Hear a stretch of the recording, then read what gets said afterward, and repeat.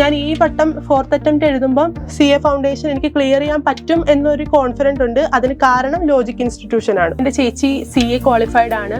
ചേച്ചി പറഞ്ഞിട്ടാണ് ഞാൻ ലോജിക്കിനെ പറ്റി അറിയുന്നത്. പക്ഷെ ഇവിടെ വന്ന സമയത്ത് ഡൗട്ട്സ് ആണെങ്കിലും എന്താണെങ്കിലും നമ്മൾ ഓൾറെഡി പഠിച്ച കാര്യങ്ങൾ തന്നെ അവരോട് ചോദിക്കുമ്പം നമ്മളോട് അവർ പറഞ്ഞു തരുന്ന രീതി നമ്മൾ ആദ്യമായിട്ട് ഫൗണ്ടേഷൻ ക്ലാസ്സിൽ വന്ന് നിൽക്കുന്ന പോലെയാണ്. എനിക്ക് ഏറ്റവും ടഫ് സബ്ജക്റ്റ് എന്ന് പറയുന്നത് മാത്സ് ആണ്. അത് ഞങ്ങൾക്ക് പഠിപ്പിച്ചുകൊണ്ടിരുന്നത് സച്ചിൻ സാറാണ്.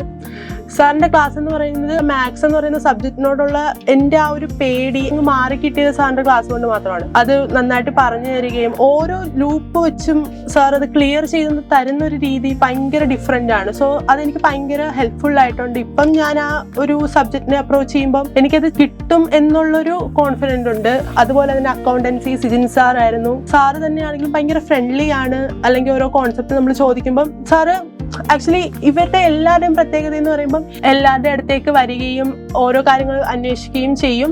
ലോ ആണെങ്കിലും ശംഭു സാറാണ്.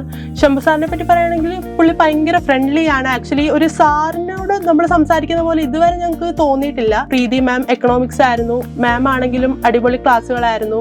മൂർത്തി സാർ സ്റ്റാറ്റ്സ്. സോ അങ്ങനെയുള്ള കുറേ പേരുടെ ക്ലാസ് അറ്റൻഡ് ചെയ്യാൻ പറ്റിയതിൽ ഞാൻ ഭയങ്കര ഹാപ്പിയാണ്. So thank you.